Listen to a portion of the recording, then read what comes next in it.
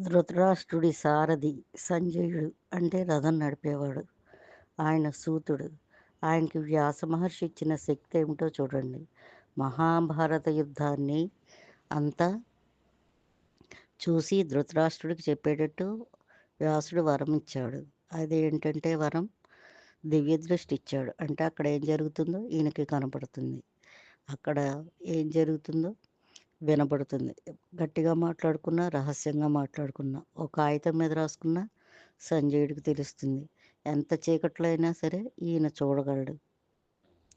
దూరగమన శక్తి ఇచ్చాడు. అంటే ఇక్కడి నుంచి కురుక్షేత్ర యుద్ధంలోకి వెళ్ళగలడు. అక్కడి నుంచి ధృతరాష్ట్రుడి దగ్గరికి రాగలడు. ఆ దూరగమన శక్తి ఇచ్చాడు.